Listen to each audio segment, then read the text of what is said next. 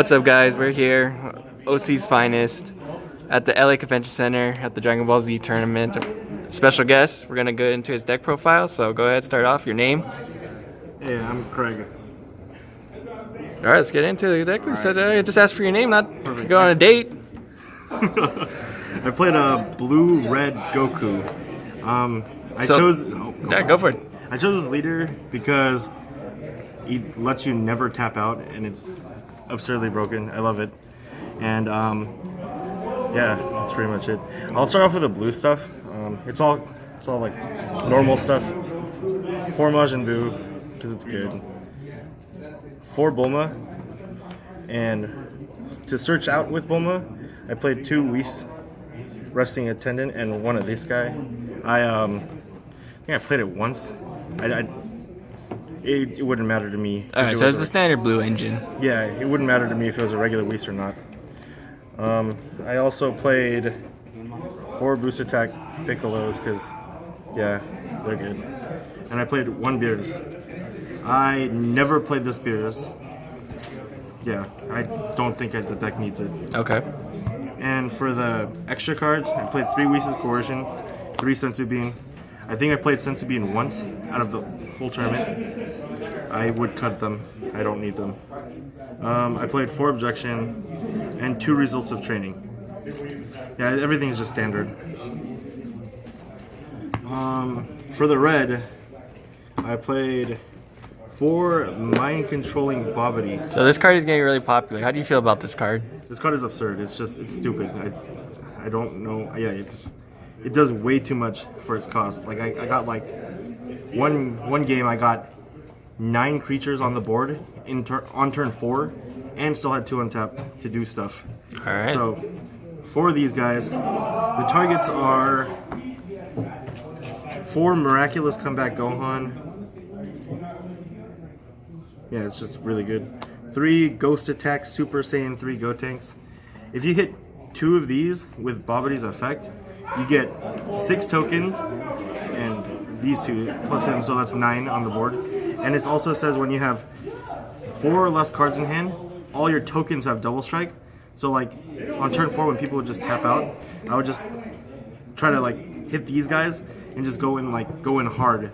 Like, yeah, I don't think anyone can do anything about 6 double striking dudes on turn 4 when they're tapped out. So yeah.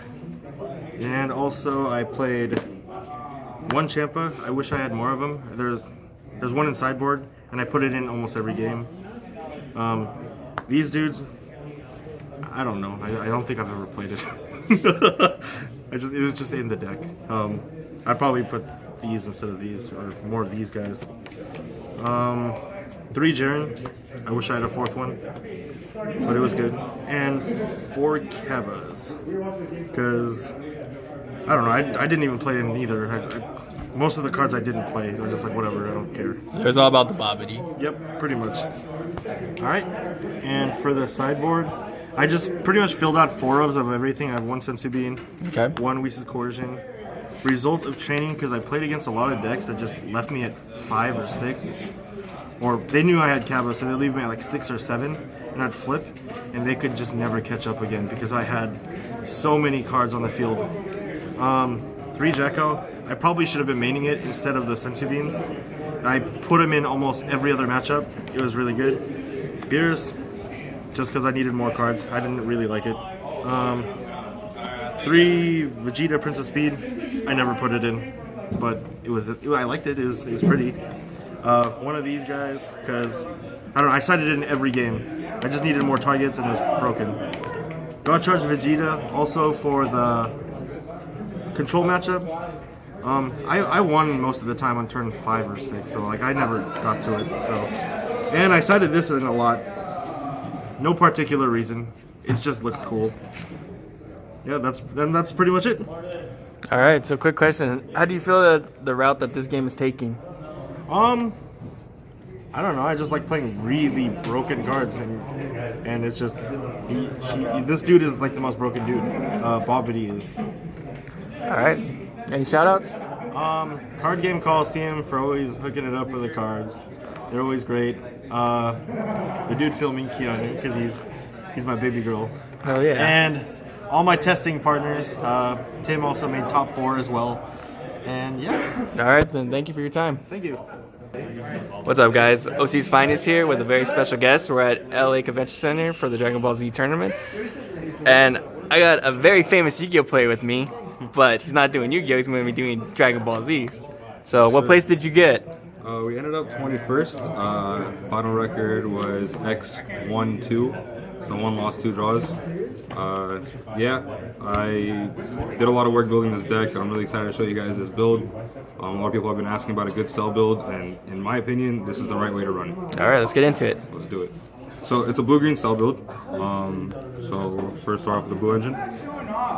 You play the best blue card in the game right now, which is Majin Buu. He's just a very easy floater, very good. It's a card that a lot of people don't know what it does. They probably didn't even pay attention to it. Probably the only guy with Yajirobe in his deck list in the building today.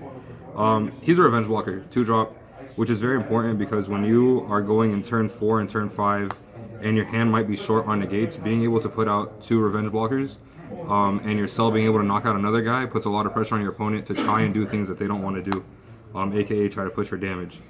If they choose to do so, he's going to come in the clutch. If they choose to use removal on him, that means that my bigger guys will stay on the board for longer. So that's all we needed him to do. I like that. Yeah. I like it. And then we play 4 Senzu Beans. This was also another card that a lot of people were very iffy on. Similar reasons to why I played Yajirobe. I just wanted more defensive cards. At the same time, I always almost charged 1 Senzu Bean and just kept the other 2 to 3 throughout the game, offensively more than defensively.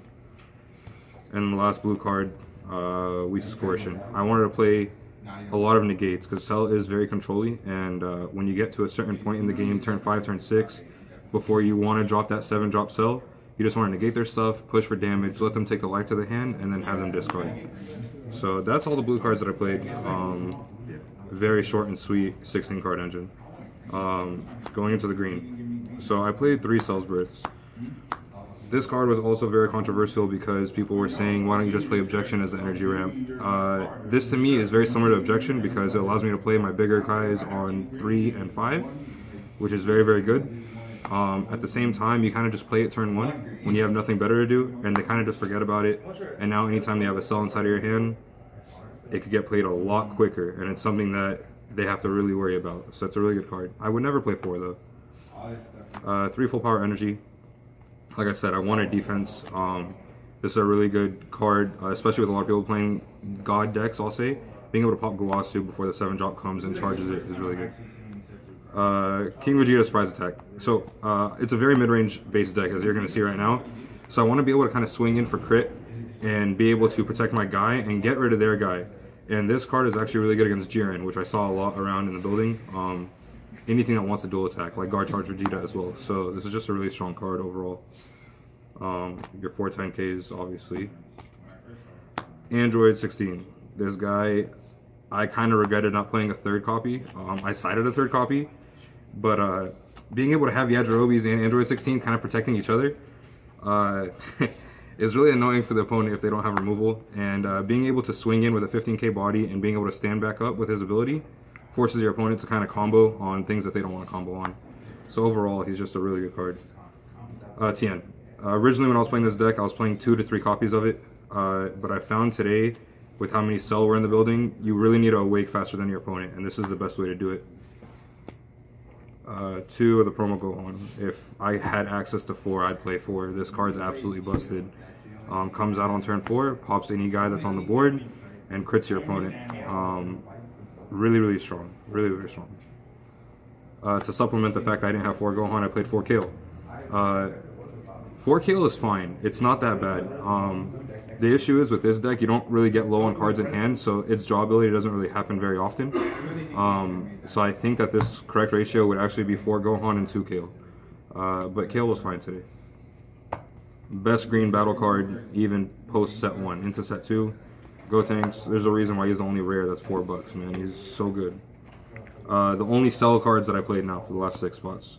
Power Stealing Cell. A lot of people were sleeping on this card. It's a dash back promo.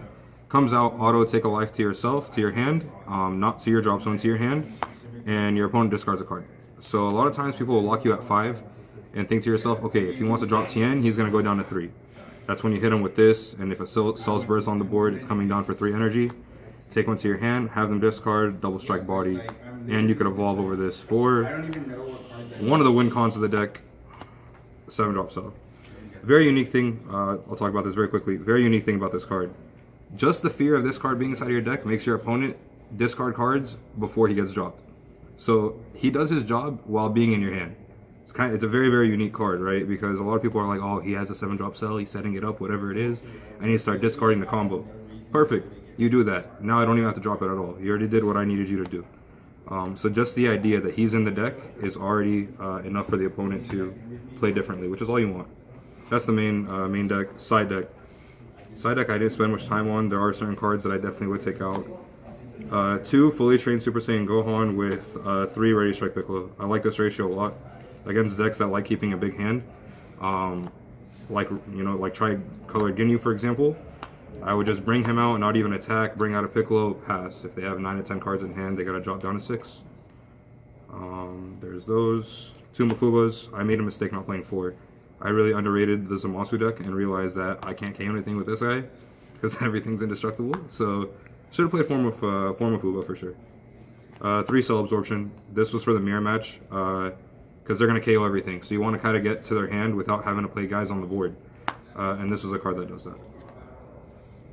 4 Aging Attackers. This was against anything that was yellow. Being able to drop them on their turn, forcing them to Bloodlust on their turn. That way their yellow energy is already tapped. That way on your turn, you're free to play as you want. A lot of people did not understand the concept behind this card, but that's what it is in theory and in actuality. Last card, Android 16. Like I said, I wish I mained him. I just don't have room.